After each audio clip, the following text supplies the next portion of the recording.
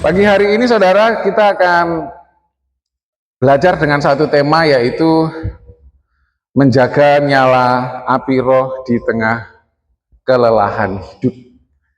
Dan kalau saudara tahu, ini adalah sambungan dari apa yang saya sampaikan kemarin di ibadah di rumahnya Mbak Diana dan Mas Ari, saudara ya. Kemarin di ibadah ucapan syukur di sana, saya menyampaikan tentang realita bahwa ya kita dapat mengalami yang namanya kesulitan di dalam kehidupan kita. Hati kita bisa hancur, hati kita bisa remuk, hati kita bisa marah. Tetapi di dalam situasi yang seperti sedemikian, firman Tuhan menyapa, firman Tuhan mengingatkan bahwasanya di dalam situasi yang tidak ideal di dalam kehidupan kita, kita tetap punya alasan untuk bersuka cita, kita tetap punya alasan untuk tetap berdoa, dan kita punya alasan untuk terus selalu mengucap syukur di dalam kehidupan kita.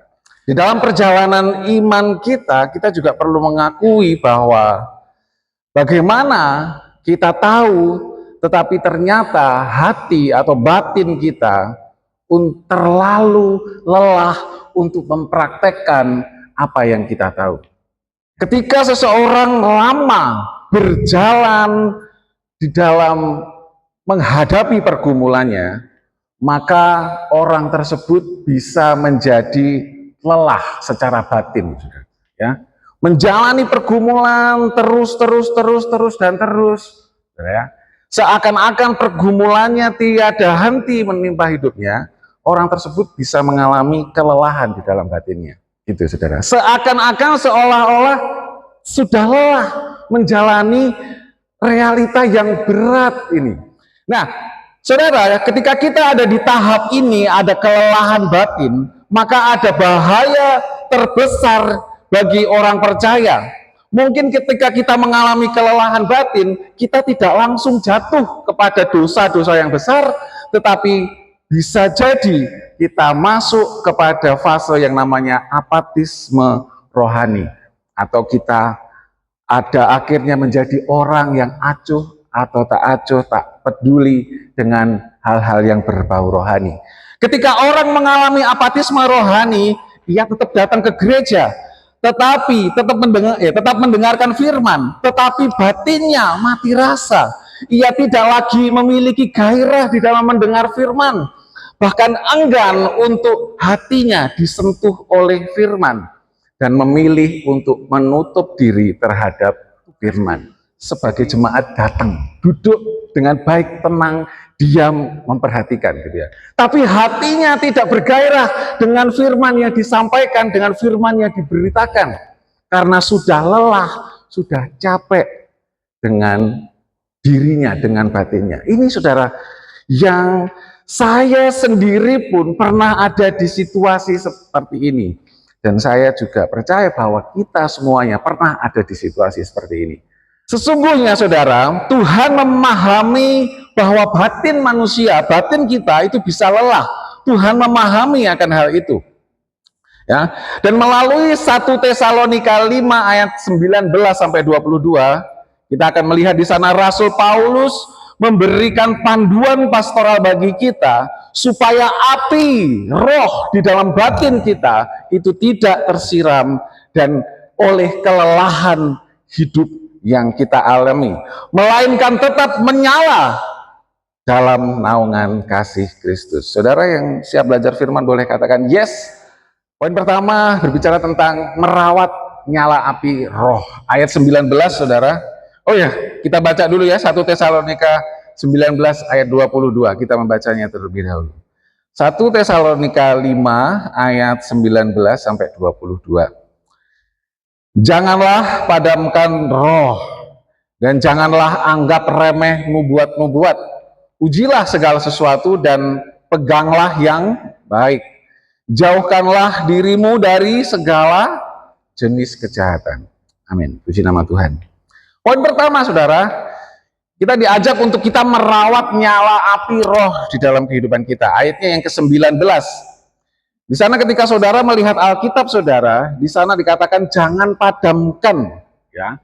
Jangan padamkan. Artinya kita bisa secara aktif memadamkan api tersebut. Maksud daripada jangan memadamkan roh adalah bahwa kita secara sadar menolak atau menekan pengaruh daripada Roh Kudus di dalam kehidupan kita. Kita, saudara, yang secara sadar menekan Roh Kudus itu bekerja di dalam kehidupan kita. Jadi di sini yang menjadi masalah bukan apakah roh itu mau bekerja dalam kehidupan kita atau tidak, bukan itu masalahnya.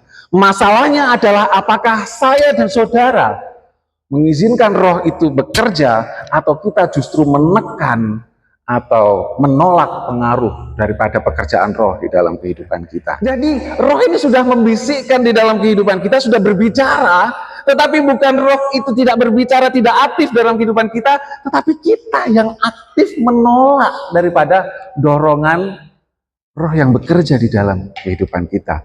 Dan begitulah cara kita mematikan pengaruh daripada roh itu. Ketika badai kehidupan menerpa kehidupan kita, keadaan-keadaan yang tidak ideal datang kepada kita, kita menjadi lelah, kita menjadi capek untuk akhirnya merawat api yang ada di dalam hati kita. Mari kita bertanya kepada diri kita pagi hari ini, apa yang Roh Kudus bisikkan kepada kita hari-hari ini? Saya percaya bahwa Roh Kudus bekerja di antara kita, di dalam kehidupan kita. Dan ia dengan aktif berbicara, membisikkan sesuatu di dalam kehidupan kita. Dan coba mari tanyakan itu kepada diri kita masing-masing. Hari ini, minggu ini Roh Kudus bilang apa ya sama saya? Dan mari kita pertanyakan juga kepada diri kita, apakah kita melakukan apa yang Roh Kudus bisikkan di dalam kehidupan kita? Poin yang kedua, melatih kepekaan memilah suara, ya saudara ya. Nah, pada waktu itu jemaat di Tesalonika sedang diperhadapkan dengan situasi yang sulit, saudara. Mereka mendapat pengajaran, mereka mendapat info-info yang kok bertabrakan satu dengan yang lainnya, dan mendapatkan pengajaran-pengajaran yang sepertinya indah, bagus, tetapi pada ujungnya mereka mengalami yang namanya peperangan di dalam batinnya. Bertanya, kenapa pengajarannya seperti ini? Tetapi kenapa realita yang kami alami seperti ini? Itu yang menjadi pergumulan jemaat di Tesalonika pada waktu itu, saudara. Dan di bagian ini kita melihat pada ayatnya ke-20 sampai 21a, di sana dikatakan seperti ini, saudara. Janganlah anggap remeh, apa saudara? Nubuat. Ujilah segala sesuatu. Kita berhenti di sana dulu, saudara. Di sana dikatakan jangan menganggap remeh, artinya jangan merendahkan atau memperlakukan nubuat sebagai suatu hal yang tidak bernilai, menghinanya atau bahkan memandang dengan sebelah mata. Nah, kenapa Rasul Paulus mengatakan sedemikian? Karena jemaat Tesalonika pada waktu itu mulai sinis terhadap pesan-pesan rohani, karena ada oknum-oknum hamba Tuhan, oknum-oknum rasul yang pernah menyalahgunakan otoritas mereka di dalam menyampaikan nubuat itu. Jadi ada oknum-oknum yang menyalahkan otoritas mereka, mentang-mentang mereka rasul, mentang-mentang mereka belajar firman, gitu saudara ya. Mereka menyalahgunakan otoritas mereka, dan mereka, saudara, mengklaim bahwa mereka yang paling benar. Mereka mengatakan, Tuhan berbicara kepadaku. Ya saudara, banyak orang mulai, apa sih, paling ujung-ujungnya uang, ya gitu saudara ya. Ngomong berkat-berkat ujung-ujungnya uang paling-paling. Nah, saudara, ada dua ekstrim, saudara. Di sini yang perlu kita lihat, bahwa ekstrim kiri itu adalah mereka yang menerima ya suara atau nubuatan itu opini, emosi tanpa disaring sehingga batin mereka mudah diombang-ambing. Ada orang-orang ya wis pokoknya Pak Pendeta ini ngomong ini ya wis gini, ya wis ini gitu ya. Tetapi juga ekstrim kanan saudara, ekstrim yang sinis, yaitu menolak nasihat daripada firman Tuhan karena pernah dikecewakan atau sudah lelah dengan realita yang ada. Halah biarin mas, khotbah pokoknya aku nang gereja, pokoknya Tuhan tahu isi hatiku. Tetapi Rasul Paulus berbicara kepada jemaat Tesalonika, ujilah segala sesuatu. Uji apa yang saudara dengarkan, apa yang saudara dapatkan, nubuat apa itu, pengajaran apa itu, saudara uji. Lalu mungkin kita bertanya, ya, bagaimana kita menguji apakah suatu suara, suatu nubuatan ya itu berasal benar-benar dari Tuhan atau bukan? Saudara, bagaimana kita mengujinya? Yaitu kita mengujinya adalah dengan apakah yang kita terima, yang kita dengarkan itu selaras dengan Alkitab. Firman sesuai dengan apa yang dikatakan Alkitab atau kayaknya ini nyimpang. Kita tes, saudara. Kalau pusatnya adalah orang, kalau pusatnya adalah pribadi, ya, nama-nama tertentu, dan pusatnya bukan Kristus, maka saudara perlu mempertanyakan apa yang saudara dengarkan. Apakah kita menguji pengajaran dengan firman, atau apakah kita menguji apa yang datang kepada kehidupan kita dengan apa kata orang, apa kata pendeta itu, apa kata influencer itu, saudara. Karena sungguh saudara, kalau saudara perhatikan di media sosial, banyak influencer rohani, saudara. Wow, yang kapan hari naik daun, saudara, luar biasa. Ya, banyak orang follow, banyak orang mengikuti pahamnya, pemikirannya. Tetapi sekarang saudara siapa? Lihat saudara, jatuh saudara. Ada beberapa influencer seperti itu saudara. Karena apa? Karena di dalam pengajarannya yang ditinggikan itu manusianya, bukan Kristus. Langkah ketiga, mari kita menggenggam yang murni dan melepaskan yang merusak. Ayat 21b sampai dengan 22. Peganglah yang baik, jauhilah segala bentuk kejahatan. Ya, saudara. Peganglah yang apa, saudara? Yang baik. Jauhilah apa, saudara? Segala bentuk kejahatan. Sangat tegas dan sangat jelas untuk kita semuanya. Di sana ada kata peganglah, yang artinya, ya kita tahu, memegang erat sesuatu. Kita melihat di sana ada kata yang baik. Maka oleh sebab itu kita tahu bahwa yang kita pegang ini adalah sesuatu yang baik, sesuatu yang benar, sesuatu yang indah, sesuatu yang kekal, dan sesuatu yang menyehatkan untuk batin. Ini sesuatu yang baik. Sesuatu yang baik itu peganglah, benar-benar. Tetapi di sana ada kebalikannya, bahwa ada yang kamu pegang, tetapi ada juga yang harus kamu lepas. Ada yang harus kamu jauhi. Yaitu apa, saudara? Segala bentuk kejahatan. Segala bentuk kejahatan. Karena kejahatan itu sifatnya merusak kita. Sifatnya merusak diri kita. Oleh sebab itu firman Tuhan mau supaya kita melepas apa yang merusak diri kita, saudara. Penutup saudara, atas bagian ini kita mau melihat saudara sekarang apa implikasi Injil, implikasi kebenaran Kristus, kabar baiknya bagi kehidupan kita. Saudara yang terkasih di dalam Tuhan, Kristus, ya saudara, adalah sumbu. Kristus adalah pribadi yang mampu untuk menjaga terang api itu di dalam kehidupan kita dengan sempurna, saudara.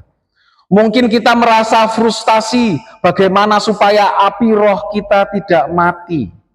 Tapi firman Tuhan dikatakan di dalam Yesaya 43 ayat 3, buluh yang patah terkulai tidak akan diputuskannya, dan sumbu yang pudar nyalanya tidak akan dipadamkannya. Ketika kita frustasi dengan bagaimana cara menjaga api Roh Kudus tetap menyala, maka datanglah kepada Kristus yang telah menjaga api itu dengan sempurna.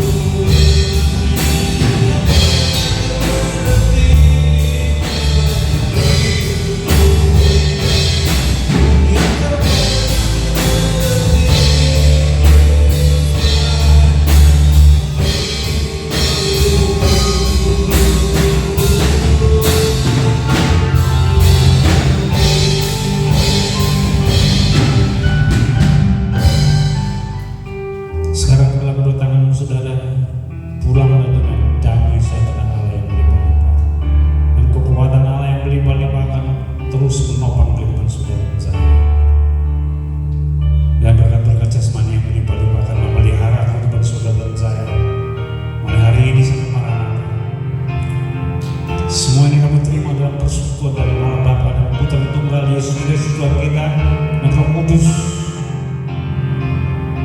yang akan terus menopang saudara bisa menikmati setiap janji-janji Allah di dalam nama Tuhan Yesus yang